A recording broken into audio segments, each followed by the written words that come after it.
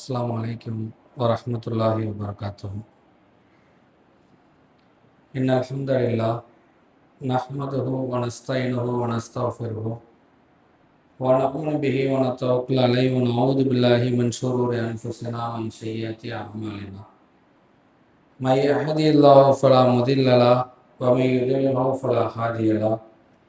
வ அஷ்ஹது அன் லா இலாஹ இல்லல்லாஹ் வஹ்தஹு லா ஷரீக லஹு وأشهد أن محمدا عبده ورسوله فإن أصدق الحديث كتاب الله وأحسن الهدي هدي محمد صلى الله عليه وسلم وشر الأمور محدثاتها وكل محدثة بدعة وكل بدعة ضلالة وكل ضلالة في النار.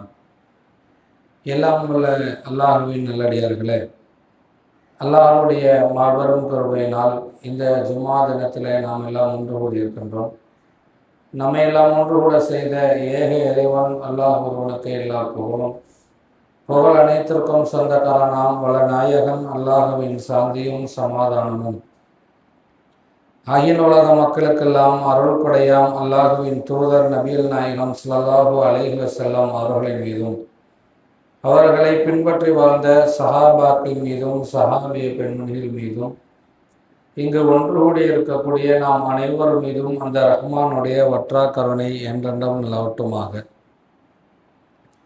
எல்லாம் வல்ல அல்லாஹ்வின் நல்லடியார்களே, அல்லாஹ் ரப்புல் ஆலமீன் இந்த உலகத்தில் ஏராளமான மனிதர்களை அல்லாஹ் படைத்திருக்கிறான். அப்படி படைக்கப்பட்ட மனிதர்களுக்கு நேர்வழியினை காட்டுவதற்காக இறைவனால் தேர்ந்தெடுக்கப்பட்ட ஏராளமான நபிமார்களை இந்த பூமியிலே அல்லாஹ் வாழ செய்திருக்கிறான். லட்சக்கணக்கான நபிமார்கள் இந்த மனித சமுதாயத்திற்கு வந்திருக்கிறார்கள். அதிலே அல்லாஹ் தன்னுடைய திருமறை குர்ஆனிலே வெறும் 25 நபிமார்களுடைய பெயர்களை அல்லாஹ் தன்னுடைய திருமறை குர்ஆனிலே சொல்லுகிறான். அப்படி சொல்லப்பட்டிருக்கக்கூடிய நபிமார்களில் திருமறை குர்ஆனிலே அதிகமான இடங்களில் அதிகமாக அல்லாஹ் ரப்புல் ஆலமீன் பேசப்படக்கூடிய நபி யார் என்று பார்க்கும் பொழுது மூசா அலைஹிஸ்ஸலாம் அவர்களை பற்றி திருமறை குர்ஆனிலே ஏராளமான இடங்களிலே அல்லாஹ் ரப்புல் ஆலமீன் சொல்லுகிறான். அவருடைய வாழ்க்கை, அவர் எப்படி அந்த சமுதாய மக்களிடத்திலே இருந்தார்கள், நபி ஆவதற்கு முன்னால் அவர்கள் என்ன செய்தார்கள், நபி ஆனதற்கு பிறகு அந்த சமுதாய மக்களிடத்தில் அவர் எப்படி வாழ்ந்திருந்தார் என்பது போன்ற ஏராளமான விஷயங்களை அல்லாஹ் ரப்புல் ஆலமீன் தன்னுடைய திருமறை குர்ஆனிலே அல்லாஹ் சொல்லுகிறான். அப்படி சொல்லக்கூடிய அந்த நேரத்தில் அல்லாஹ் தன்னுடைய திருமறை குர்ஆனிலே சொல்லும் பொழுது, யா ஐயுவல்லதீன ஆமனு, நம்பிக்கை கொண்ட மனிதர்களே, லா தக்கூனு கல்லதீன ஆது மூசா, மூசாவுக்கு தொந்தரவு கொடுத்தோர் போல் நீங்கள் ஆகிவிடாதீர்கள் என்று மூமின்களுக்கு அல்லாஹ் ரப்புல் ஆலமீன் நபிகள் நாயகம் ஸல்லல்லாஹு அலைஹி வஸல்லம் அவர்கள் இந்த இறை வசனத்தை நபி தோழர்களுக்கு சொல்லி காட்டி இருக்கிறார்கள். நம்பிக்கை கொண்டிருக்கக்கூடிய மனிதர்களே, நீங்கள் மூசாவுக்கு தொந்தரவு கொடுத்தார்களே, அதுபோல நீங்கள் எனக்கு தொந்தரவு கொடுத்து விடாதீர்கள் என்று இந்த வசனத்திலே மூசா அலைஹிஸ்ஸலாம் அவர்களை நபிகள் நாயகம் ஸல்லல்லாஹு அலைஹி வஸல்லம் அவர்கள் குறிப்பிட்டு, அந்த சமுதாயம் செய்ததை போல நீங்கள் செய்து விடாதீர்கள் என்று மூசா அலைஹிஸ்ஸலாம் அவர்களை பற்றி பேசுகிறார்கள். இன்னும் ஏராளமான இடங்களிலே அல்லாஹ்வுடைய தூதர் நபிகள் நாயகம் ஸல்லல்லாஹு அலைஹி வஸல்லம் அவர்கள் சொல்லும் பொழுது, மெஹராஜ் பயணத்தின் பொழுது நபிகள் நாயகம் ஸல்லல்லாஹு அலைஹி வஸல்லம் அவர்கள் பார்த்த நிறைய காட்சிகளை சொல்லுகிறார்கள். அதில் ஒன்றை சொல்லுகிறார்கள், மூசா அலைஹிஸ்ஸலாம் அவர்களுடைய கபரு எனக்கு காட்டப்பட்டது. அப்படி காட்டப்பட்ட பொழுது நபி மூசா அலைஹிஸ்ஸலாம் அவர்கள் கபரிலே அவர் தொழுது கொண்டிருந்ததை நான் பார்த்தேன் என்று மூசா நபியை பற்றி சொல்லுகிறார்கள். அதே போல பைத்துல் முகத்தஸ் என்ற அந்த பள்ளிவாசலிலே நபிமார்கள் எல்லாம் இருக்கக்கூடிய அந்த கூட்டத்திற்கு போகிறார். போன பிறகு சில ஆண்டுகள் கழிகிறது. மூசா அலைஹிஸ்ஸலாம் அவர்களுக்கு இறைவன் இறை தூதராக தேர்ந்தெடுக்கப்பட்டதற்கு பிறகு மூசா நபி இடத்திலே இறைவன் சொல்லுகிறான், இந்த சமூக மக்களிடத்திலே பிரச்சாரம் செய்யுங்கள். எப்படிப்பட்ட கூட்டம்? அங்கே ஃபிரௌன் என்று சொல்லக்கூடியவன் தன்னை தானே தான் தான் கடவுளுக்கெல்லாம் மிகப்பெரிய கடவுள் என்று, கடவுள் மட்டும் சொல்லல, ஆனா ரப்புக்குமுல் ஆலா, நான் தான் கடவுளுக்கெல்லாம் கடவுள் என்று சொல்லிக்கொண்டு வாழ்ந்த ஒரு கட்டத்தில் அவன் இடத்திலே அதிகாரம் இருக்கிறது, அவன் இடத்திலே ஆள்பலம் இருக்கிறது. அவன் ஆண் குழந்தைகள் பிறந்து விட்டால் ஆண் குழந்தைகளை எல்லாம் கொலை செய்கிறான், யாருமே கேட்க முடியாது. அப்படிப்பட்ட ஒரு தலைவனாக வாழ்ந்திருக்கக்கூடிய நேரத்தில் மூசா அலைஹிஸ்ஸலாம் அவர்கள் அந்த குடும்பத்தின் மூலியமாகவே வளர்க்கப்பட்டு அதற்கு பிறகு ஒரு கொலை செய்து அதற்கு பிறகு மீண்டும் ஃபிரௌனை நோக்கி வருகிறார்கள். ஃபிரௌனும் அவனுடைய கூட்டத்தையும் நோக்கி வந்து இந்த ஏகத்துவ பிரச்சாரத்தை அவர்கள் செய்ய ஆரம்பிக்கிறார்கள். செய்வதற்கு முன்னால் சில சம்பவங்கள் எல்லாம் திருமறை குர்ஆன் சொல்லுகிறது.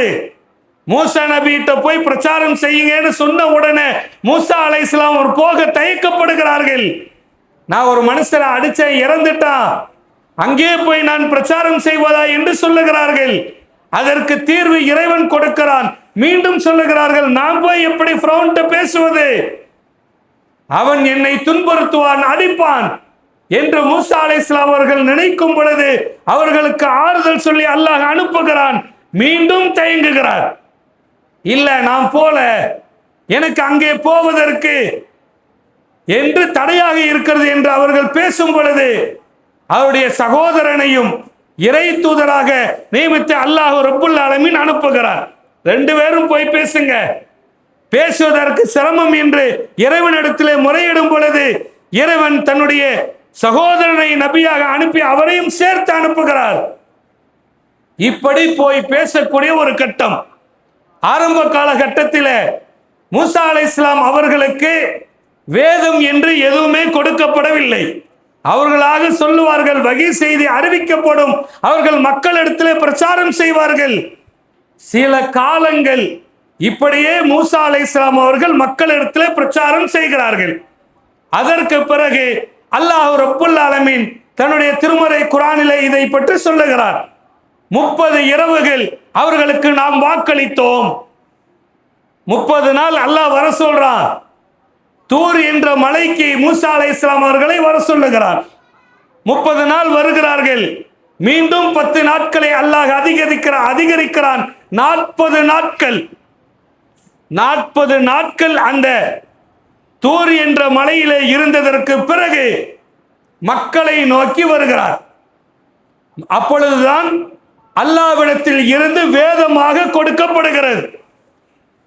எழுத்து வேதமாக மூசா அலைஹிஸ்ஸலாம் அவர்களுக்கு கொடுக்கப்படுகிறது. அல்லாஹ்வுடைய தூதருக்கும் எழுத்தாக கொடுக்கல. ஆனால் அல்லாஹ்வுடைய தூதர் அவர்கள் சொன்னார்கள், இறைவனுடைய வார்த்தையினை வகியாக நான் சொல்லும் பொழுது அதை நீங்கள் எழுதி வைத்துக் கொள்ளுங்கள். ரசூலுல்லாஹ் வாழும் பொழுது ரசூலுல்லாஹ் சொன்னாங்க, நான் இறைவனுடைய வகி என்று சொன்னால், குர்ஆனுடைய வார்த்தைகளை சொன்னால் எழுதி வச்சுக்குங்க. ஆனா மூசா நபியுடைய ஆரம்ப கட்டம் அப்படி இல்லை. வெறுமனே சொல்லுவார்கள், வகி செய்ய சொல்லுவார்கள். அதற்கு பிறகு இந்த 40 நாட்கள் கழித்ததற்கு பிறகு வேதமாகவே அவர்களுக்கு வழங்கப்படுகிறது. அந்த சமுதாயம் இந்த வேதத்தை அவர்கள் பின்பற்ற வேண்டும் என்று அல்லாஹ் ரப்புல் ஆலமீன் அவர்களுக்கு கொடுக்கிறார். இப்படி கொடுக்கப்படக்கூடிய இந்த சமுதாயத்திற்கு அல்லாஹ் ரப்புல் ஆலமீன் ஏராளமான அருட்கொடைகளை இந்த சமுதாயத்திற்கு அல்லாஹ் வழங்கினார். எப்படியெல்லாம் அருட்கொடை தெரியுமா? அல்லாஹ் தன்னுடைய திருமறை குர்ஆனிலே சொல்லுகிறான், மூசாவே, அல்லாஹ்வின் நேரில் பார்க்காத வரைக்கும் உம்மை நம்பவே மாட்டோம் என்று அவர்கள் கூறிய பொழுது இந்த சமுதாயத்திற்கு வேத வார்த்தையாகவே கொடுக்கப்பட்டதை கொண்டு வந்து மக்களிடத்திலே சொல்லுகிறார். நான் இறை தூதர், இதோ நான் கொண்டு வந்திருக்கக்கூடிய இந்த புத்தகம் இறைவனுடைய புத்தகம், வேத புத்தகம். மக்கள்கிட்ட சொல்றாரு. மக்கள் எல்லாம் பார்த்து இதை நம்பவே இல்லை. அப்ப அவர்கள் சொன்ன வார்த்தை என்ன தெரியுமா? நாங்கள் நம்ப வேண்டும் என்றால் அல்லாஹ்வே அழைத்து வாருங்கள், நாங்கள் நம்புகிறோம். எப்படி பேசுனாங்க? அல்லாஹ்வை கூட்டிட்டு வாங்க, நாங்க அப்ப ஏத்துக்கிறோம். அப்ப அல்லாஹ் ரப்புல் ஆலமீன் அந்த சமுதாய மக்களுக்கு நிறைய அருட்கொடைகளை அல்லாஹ் ரப்புல் ஆலமீன் செய்து காட்டுகிறார். எப்படி செஞ்சார் தெரியுமா? சரி, அல்லாஹ் வர வேண்டாம். மூசா அலைஹிஸ்ஸலாம் அவர்களுக்கு சொல்லப்பட்டது, அல்லாஹ் வரல, அல்லாஹ் சில அற்புதங்களை உங்களுக்கு செய்து காட்டுகிறான் என்று அல்லாஹ் ரப்புல் ஆலமீன் செய்ததை சொல்லுகிறான் திருமறை குர்ஆனில். எப்படி தெரியுமா? கடும் இடி சப்தம் அவர்களை தாக்குகிறது. இடி சப்தம், அந்த சப்தத்தினால் அங்கே இருப்பவர்கள் மரணித்து போகிறார்கள். இடி எல்லாத்துக்கும் தெரியுது, கடுமையான இடி. அந்த இடியினால் எல்லாரும் இறந்து போகிறார்கள். மீண்டும் அல்லாஹ் என்ன செய்கிறான்? அவர்களை மீண்டும் உயிர்ப்பிக்கிறான். மூசா நபி கூட்டத்திற்கு செஞ்ச அற்புதத்தை பாருங்க, மீண்டும் உயிர்ப்பிக்கிறான். அப்ப மூசா நபி சொல்றார், இப்ப அல்லாஹ்வை ஏத்துக்குங்க, இடையினால் நீங்கள் இறந்து போனீர்களே, மீண்டும் அல்லாஹ் உயிர்ப்பித்தானே, இப்பொழுது அல்லாஹ்வை ஏற்றுக்கொள்ளுங்கள். அதுபோல இன்னும் செய்ததை அல்லாஹ் சொல்லுகிறான். மேகங்கள் இருக்கிறத, இன்றைக்கு நாம் எல்லாம் நிழலை தேடுவதற்காக ஒரு மரத்துக்கு கீழே அல்லது செட்டுக்கு கீழே இப்படித்தான் நிழலுக்காக நாம் போகணும். ஆனா அந்த சமுதாயத்திற்கு அல்லாஹ் செஞ்ச அருட்கொடை என்ன தெரியுமா? மேகத்தை நிழலாக கொடுத்தான். இவங்க நடந்து போகும் பொழுதே மேகம் நிழலாகவே இருக்கும். நினைச்சு பாருங்க, வெயிலுடைய தாக்கத்தை குறைத்து மேகத்தை நிழலாகவே இந்த சமுதாயத்திற்கு அல்லாஹ் ஆக்கி அருள் செய்தான். இப்ப அல்லாஹ்வை நம்புங்க. அதோடு சேர்த்து வேற என்ன அல்லாஹ் கொடுத்தான் என்றால், மண்ணு செல்வா என்று சொல்லக்கூடிய உணவை நாம் எல்லாம் சம்பாதிக்கணும், காசு கொடுத்து வாங்கணும், அப்படித்தான் சாப்பிடுவோம். மூசா நபி சமுதாயத்திற்கு எப்படி தெரியுமா? வானத்தில் இருந்து அந்த நேரத்திற்கு உணவு வரும். மண்ணு செல்வா என்று சொல்லக்கூடிய இந்த உணவு கிடைத்தது. இப்படி இந்த சமுதாயத்திற்கு அல்லாஹ் ரப்புல் ஆலமீன் ஏராளமான அருட்கொடைகளை இந்த சமுதாயத்திற்கு அல்லாஹ் கொடுத்தான். இப்படி கொடுத்ததை எல்லாம் பார்த்த ஃபிரௌன், அவனுடைய கூட்டத்தார், அவர்கள் எல்லாம் பேசுகிறார்கள். மூசா அவர்கள், அவர் பேசுவது, இறைவன் வார்த்தை என்று சொல்வது, அதுவெல்லாம் உண்மை கிடையாது, அதுவெல்லாம் சூனியக்காரர்களுடைய கூற்று, அதெல்லாம் உண்மை இல்லை, இதை நான் பொய்ப்பிக்க போகிறேன் என்று சொல்லி ஃபிரௌன் என்ற அந்த கொடுங்கோலன் அங்கே இருக்கக்கூடிய சூனியம் செய்யக்கூடிய மனிதர்களை எல்லாம் அழைக்கிறார்கள். சூனியம்னா எப்படி? ஒரு கண்கட்டி வித்தையை போல செய்பவர்களை எல்லாம் கூப்பிடுறாங்க. அப்படி கூப்பிட்டு வந்து எல்லாரும் நிற்கிறார்கள். மூசா அலைஹிஸ்ஸலாம் அவர்களும் அந்த இடத்துல நிக்க வைக்கப்படுகிறார்கள். நிக்க வச்ச உடனே ஃபிரௌன் சொல்லுகிறான், முதல்ல மூசா ஆரம்பிங்க. மூசா அலைஹிஸ்ஸலாம் அவர்கள் ஆரம்பிக்கல, நீங்க ஆரம்பிங்க. அவன் கூட்டிட்டு வந்த அந்த வித்தைக்காரர்கள் அத்தனை பேருமே அவர்கள் செஞ்ச வித்தை எல்லாத்தையும் காட்டுகிறார். என மிகப்பெரிய அந்தஸ்து தரேன்னு சொல்லி வித்தைக்காரர்களை அழைத்திருக்கிறான். எல்லாம் அந்த ஃபிரௌன் முன்னாடி அவங்க செஞ்சதிலே மிகப்பெரியது, யாருமே செய்ய முடியாத வித்தைகளை, அந்த சூனியத்தினுடைய அந்த வித்தைகளை அங்கே பயன்படுத்துகிறார்கள். எல்லாத்தையும் போடுறாங்க. ஒவ்வொருவர் போடுவதும் ஒவ்வொரு விதத்தில பாம்பை போல நெளிகிறது, இப்படியெல்லாம் காட்சி தருகிறது. ஆனா அல்லாஹ் மூசா நபிக்கு கொடுத்த அற்புதம் என்ன தெரியுமா? ஒரே ஒரு குச்சியை அல்லாஹ் கொடுத்தான். ஒரு குச்சியை வச்சுக்கிட்டே தான் மூசா நபி நடப்பாங்க. மூசா நபிக்கு என்ன நடக்க போகுதுன்னு தெரியல. அப்படியே நிற்கும் பொழுது அல்லாஹ் ரப்புல் ஆலமீன் மூசா அலைஹிஸ்ஸலாம் அவர்களுக்கு அறிவிக்கிறான், உன்னுடைய கைத்தடியை போடுவீராக. மூசா நபிக்கு என்னன்னே தெரியாது. தன்னுடைய கையில இருக்கிற குச்சியை தூக்கி போடுறாங்க. அல்லாஹ் சொல்லிட்டான், அல்லாஹ் சொன்னதை கேட்கணும், போட்டுறாங்க. போட்ட உடனே அவர்கள் செய்திருக்கக்கூடிய அத்தனையும் மூசா அலைஹிஸ்ஸலாம் அவர்கள் போட்ட இந்த கைத்தடி அனைத்தையும் விழுங்கி விட்டது. எப்படியா? இந்த குச்சி அவங்க செஞ்ச எல்லாத்தையும் முழுங்கிருச்சா. பார்த்த எல்லாத்துக்குமே ஆச்சரியம். அந்த வித்தைகள் செய்தவர்கள் எல்லாம் திகைத்து நிற்கிறார்கள். என்னடா, நாம செஞ்சதெல்லாம் வித்தை, நாம செஞ்சதையெல்லாம் ஒரு கைத்தடி பாம்பை போல அப்படியே விழுங்கி விட்டது என்றால் இதுவெல்லாம் கற்பனை அல்ல, இது வித்தை அல்ல, இது கண்டிப்பாக ஒரு சூப்பர் பவர் செய்த ஒரு காரியம் என்று நினைத்து அந்த இடத்திலேயே அவர்கள் மூசா அலைஹிஸ்ஸலாம் அவர்களுடைய இறைவன் அல்லாஹ்வை ஏற்றுக்கொள்ளுகிறோம் என்று அந்த இடத்திலே அவர்கள் இறைவனை ஏற்றுக்கொண்டிருக்கிறார்கள்.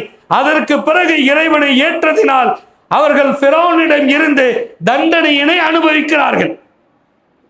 இப்படி மட்டும் நடக்கல. மூசா நபிக்கு நிறைய அல்லாஹ் கொடுத்தான். தன்னுடைய கையை மக்கள் முன்னாடி இப்படியே காட்டுவார், நார்மலா இருக்கும். தன்னுடைய அக்குள்குள் கையை வைத்து மீண்டும் எடுத்து கையை காட்டுவார், கை பிரகாசமாக ஒளிக்கும். எங்கிருந்து பார்த்தாலும் கை நல்ல வெண்மையாக ஒரு ஒளி தரக்கூடியதாக இருக்கும். சொல்லிட்டு சொல்லுவார், இறைவன் கொடுத்தது அல்லாஹ்வை ஏத்துக்குங்க. அதை போல மூசா அலைஹிஸ்ஸலாம் அவர்கள் சில கூட்டத்தாரை கூட்டிக் கொண்டு அப்படியே போகும் பொழுது தண்ணீர் தேவை ஏற்படுகிறது. 12 கூட்டம் அப்படியே வராங்க. தண்ணீர் தேவை ஏற்படுகிறது. மூசா நபிக்கு அல்லாஹ் கட்டளையிடுகிறான், இவர்கள் தண்ணீர் கேட்கிறார்கள். மூசாவை அந்த பாறையில உன்னுடைய கைத்தடியை அடிப்பீராக. அல்லாஹ் சொல்றான், என்ன நடக்கும்னு தெரியாது. தன்னுடைய குச்சியை வச்சு பாறையை அடிக்கிறாரு. பாறையில நீர் ஊற்றுக்கள் வருகிறது. எப்படி? அடிச்ச இடத்துல மட்டும் இல்ல, அடிச்ச உடனே 12 ஊற்றுக்கள், 12 கூட்டத்துக்கும் 12 ஊற்று, ஒவ்வொரு ஊற்று அப்படி ஊற்றுக்கள் வருகிறது. அதில் அவர்கள் தண்ணீரை குடிக்கிறார்கள். அப்படி எல்லா அற்புதத்தை அல்லாஹ் செஞ்சு, ஆனாலும் அந்த சமூக மக்கள் மூசா அலைஹிஸ்ஸலாம் அவர்களை முழுமையாக நம்பவே இல்லை. எந்த அளவுக்கு தெரியுமா? ஒரு முறை மூசா அலைஹிஸ்ஸலாம் அவர்கள் இந்த மக்களை ஹாரூன் அலைஹிஸ்ஸலாம் அவர்களிடம் விட்டு இவர்கள் கொஞ்சம் கடந்து சென்ற பிறகு போயிட்டு திரும்ப வராங்க. மீண்டும் இவர்கள் காளை கன்றை கடவுளாக செய்து வணங்குகிறார்கள். அவங்க சிலையை செஞ்சு வணங்குறாங்க. அதுவரைக்கும் அற்புதத்தை பார்த்தவர்கள், அல்லாஹ்விடம் இருந்து அற்கொடைகளை அனுபவித்தவர்கள், திரும்ப திரும்ப வழிகேட்டின் பக்கமே போய்கொண்டே இருக்கக்கூடிய ஒரு கட்டத்தில் கடைசியா மூசா நபி வந்து இந்த மக்களை எல்லாம் பார்த்து ஃபிரௌனுடைய கொடுமைகளில் இருந்து பாதுகாப்புக்காக அவர்களை அப்படியே அழைத்து செல்லுகிறார்கள். அல்லாஹ் தன்னுடைய திருமறை குர்ஆனிலே சொல்லுகிறார். எப்படி தெரியுமா? மூசாவே, இரவு நேரத்தில் இந்த மக்களை அழைத்து செல்லுங்கள். இரவு நேரத்தில் இந்த மக்களை எல்லாம் ஒன்று திரட்டிட்டு அப்படியே கூட்டிட்டு போறாங்க. மக்கள் எல்லாம் இரவுல வராங்க. எங்க? அல்லாஹ் அதையும் சொல்லுகிறான். 2 கடல்கள் சங்கமிக்கக்கூடிய அந்த இடத்திற்கு அவர்களை அழைத்து வாருங்கள். மூசா நபி கூட்டிட்டு வரார். கடலுக்கிட்ட அல்லாஹ் வர சொல்லிட்டான். கூட்டிட்டு வந்து நிற்கிறார். ஏன்னா இரவு முழுவதும் கலந்து பகலாகிறது. வந்து நிற்கிறாங்க. நிற்கும் பொழுது ஃபிரௌனுக்கு தெரிகிறது, இவங்க எல்லாம் கூட்டமா தப்பிச்சு போறாங்க, இவங்க யாரையும் விடக்கூடாது என்று தன்னுடைய மிகப்பெரிய படையோடு, ஒட்டுமொத்த படையோடு வருகிறார். வந்துகிட்டே இருக்கிறாங்க. தூரத்துல பார்க்கிறார்கள். மூசா நபியும் அவருடைய கூட்டத்தாரும் பார்க்கிறார்கள். ஃபிரௌனுடைய கூட்டம் வருகிறது. உடனே அந்த கூட்டம் என்ன செய்து தெரியுமா?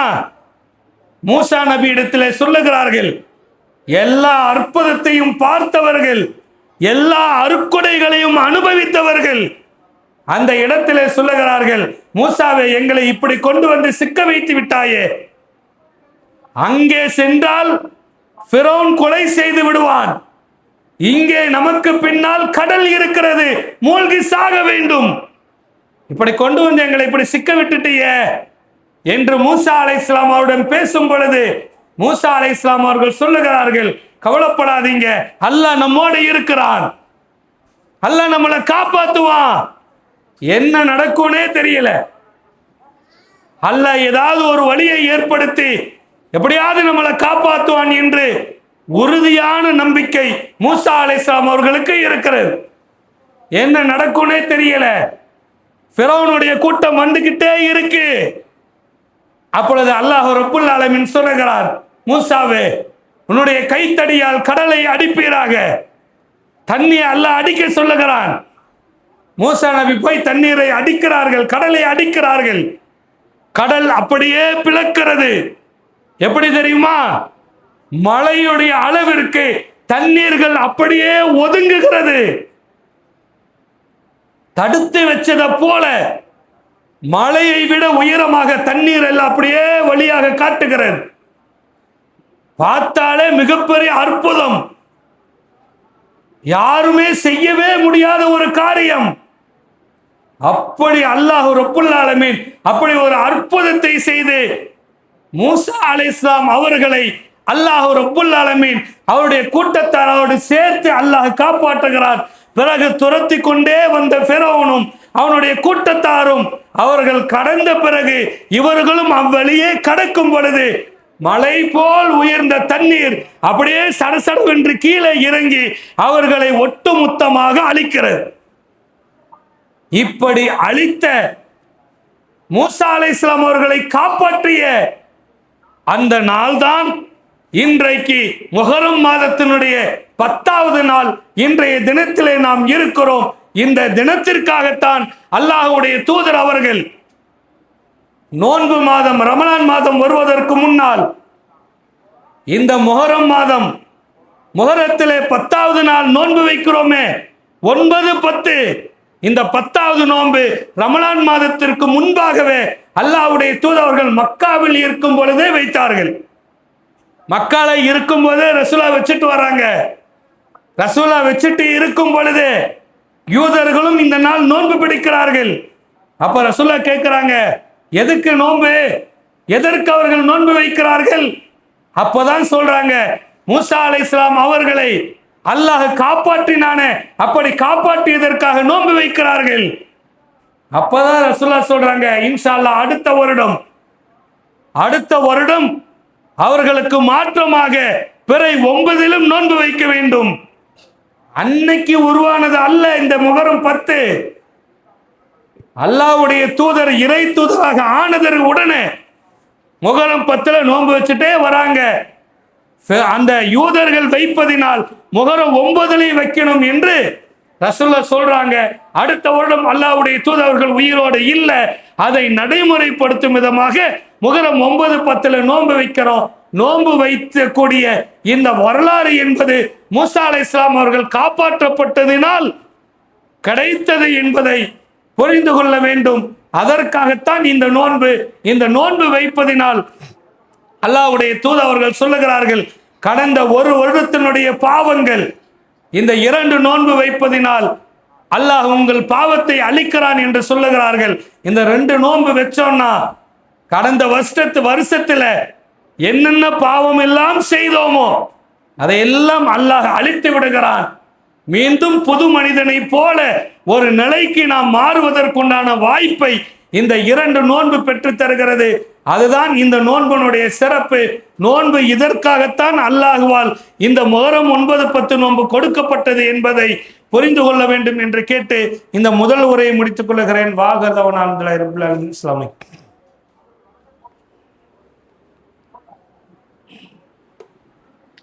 எல்லாம் உள்ள அல்லாஹ்வின் நல்லடியார்களே,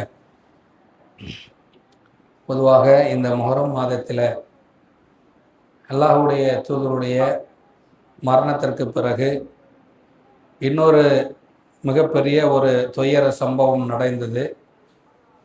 அந்த முஹர்ரம் 10வது நாள் அல்லாஹ்வுடைய தூதர் அவருடைய பேர குழந்தை ஹுசைன் ரலியல்லாஹு அன்ஹு அவர்கள் கொல்லப்பட்ட அந்த நாளும் இந்த முஹர்ரம் மாதத்தினுடைய 10வது நாள் இருக்கிறது. பல பேர் நினைக்கிறார்கள் ரசூலுல்லாஹ்வுடைய பேர குழந்தை கொல்லப்பட்டதற்காகத்தான் இந்த நோன்பு, அந்த மாதமாக இருப்பதினால் இதில் எந்த நல்லதும் செய்யக்கூடாது என்று நினைக்கிறார்கள். அதுவெல்லாம் இந்த மார்க்கத்தில் எதுவுமே இல்லை. தகவலுக்காக அந்த கர்பலாவினுடைய அந்த செய்திகள் என்னவென்றால், கூஃபா என்று சொல்லக்கூடிய அந்த நாட்டிலே அலி ரலியல்லாஹு அன்ஹு அவர்கள் ஆட்சி செய்கிறார்கள்.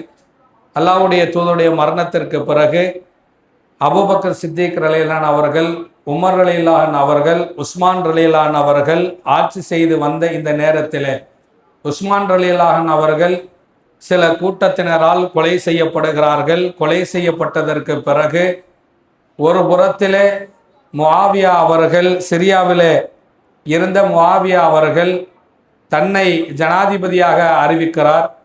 இன்னொரு இடத்திலே கூஃபாவிலே இருந்த அலி ரலியல்லாஹு அன்ஹு அவர்கள் அவர்தான் ஆட்சி பொறுப்புக்கு வர வேண்டும் என்று சொல்லி சில மனிதர்கள் பையத்து செய்கிறார்கள். இப்படி 2 இடத்திலும் 2 பேர் ஆட்சி செய்து கொண்டு வருகிறார்கள். இப்படி ஆட்சி செய்து கொண்டே வரக்கூடிய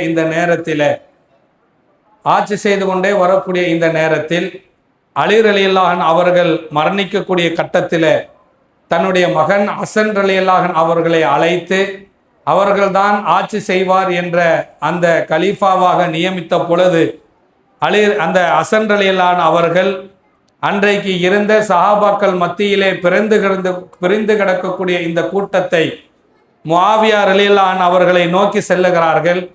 சென்று அவர்களிடம் பேசி முடித்து, நான் என்னுடைய ஆட்சியினை நான் கலைத்து விடுகிறேன், நான் ஆட்சி செய்ய மாட்டேன், நம்ம ஏன் பிரிஞ்சு கிடக்கணும், நம்ம எல்லாம் ஒன்னாவே சேர்ந்துருவோம் என்று சொல்லி ஒரே தலைமையின் கீழ் ஆட்சி நடக்கட்டும் என்று ஹசன் ரலியல்லாஹு அன்ஹு அவர்கள் ஜனாதிபதியாக அறிவித்ததற்கு பிறகு அங்கே சிரியாவில் இருக்கக்கூடிய முஆவியா அவரிடத்தில் எல்லாத்தையும் ஒப்படைத்து விட்டு மீண்டும் திரும்ப வருகிறார். வந்து இப்படியே செல்லக்கூடிய நேரத்தில் அதற்கு பிறகு சில மக்கள் ஹுசைன் ரலியல்லாஹு அன்ஹு அவர்களுக்கு தபால் மூலியமாக நீங்கள் தான் ஆட்சி செய்யணும், உஸ்மான் ரலியல்லாஹு அவர்களுடைய கொன்ன கூட்டத்திற்கு உஸ்மான் ரலியல்லாஹு அன்ஹு அவர்களுக்கு அலி ரலியல்லாஹு அன்ஹு அவர்களுக்கு எதிராக நிற்கக்கூடிய அந்த கூட்டத்திற்கு எதிராக அவர்களை திட்டம் தீட்டுவதற்கு நாம் ஆட்சி செய்யணும் என்று சொல்லி இவர்கள் இப்படியே பேசக்கூடிய நேரத்தில் ஹுசைன் ரலியல்லாஹு அன்ஹு அவர்கள் கொஞ்ச நாள் என்ன சொல்றாருன்னா, பையத்து செய்வதற்காக முஆவியா ரலியல்லாஹு அன்ஹு அதற்கு பிறகு முஆவியாவும் மரணிக்கிறார். ஒரே ஆட்சி இருக்கக்கூடிய நேரத்தில் முஆவியா அவர்களும் மரணிக்கும் பொழுது அவருடைய மகனை யசீரை ஜனாதிபதியாக நியமிக்கிறார். யசீர் என்ன செய்யறான்னா, எல்லாத்திட்டையும் உடன்படிக்கை வாங்குறார். வாங்கக்கூடிய நேரத்தில் ஹுசைன் ரலியல்லாஹு அவர்களுக்கும் ஆளை அனுப்பி கேட்கும் பொழுது அவர் சொல்றார், நாளைய தினம் மக்களோடு நான் உங்களிடத்துல நான் பையத்து செய்கிறேன் அப்படின்னு சொல்லிட்டு அவர் என்ன பண்ணிடுறாருன்னா மக்காவுக்கு போயிடுறாரு. மக்காவுக்கு போனதற்கு பிறகு சில கடிதங்கள் வருகிறது, ஹுசைன் ரலியல்லாஹு அவங்களுக்கு நீங்க தான் ஆட்சி ஏற்றுக்கணும்னு சொல்லி அதை நம்பி அவர் திரும்ப வரார், கூஃபாவுக்கு திரும்ப வரார். கூஃபாவுக்கு வரக்கூடிய அந்த பகுதி தான் கர்பலா என்று சொல்லக்கூடிய அந்த பகுதி. இந்த பகுதியில ஹுசைன் ரலியல்லாஹு அன்ஹு அவர்களை ஏற்றுக்கொண்ட கூட்டம் எவ்வளவு என்றால் வெறும் 78 நபர்கள். ஆனால் இந்த முஆவியா அவருடைய மகன் இருக்கிறாரு, அவருடைய கூட்டத்திலே இருப்பவர்கள் 12,000 நபர்கள். இருவருக்கும் சண்டைகள் அங்கே நடக்க போகிறது. அந்த சண்டையிலே தான் ஹுசைன் ரலியல்லாஹு அன்ஹு அவர்கள் கொல்லப்படுகிறார்கள். அப்படி கொல்லப்பட்ட அந்த தினம்தான் இன்றைக்கு முஹர்ரம் மாதத்தினுடைய 10வது நாள். இந்த நாளுக்கு எந்த சிறப்பும் கிடையாது, இந்த நாளுக்கு எந்த ஒரு துக்கமும் இதற்காக கிடையாது. இந்த நாளுடைய சிறப்பு இருக்கிறது என்றால் மூசா அலைஹிஸ்ஸலாம் அவர்கள் காப்பாற்றப்பட்ட அந்த தினத்திற்குண்டான சிறப்பு என்பதை புரிந்து கொண்டு நன்மையின் பால் நன்மை செய்யக்கூடிய மக்களாக மூசா அலைஹிஸ்ஸலாம் அவர்கள் செய்த இந்த காரியத்தை ஏற்று அதற்கு பிறகு அல்லாஹ்வுடைய தூதர்கள் வழிகாட்டியதையும் ஏற்று வாழ்ந்து மரணிக்கக்கூடிய பாக்கியத்தை அல்லாஹ் ரப்புல் ஆலமீன் நாம் அனைவருக்கும் தருவானாக என்று கேட்டு இந்த உரையினை முடித்துக் கொள்கிறேன். வாஹிரு தஅவானா அல்ஹம்துலில்லாஹி ரப்பில் ஆலமீன். அஸ்ஸலாமு அலைக்கும்.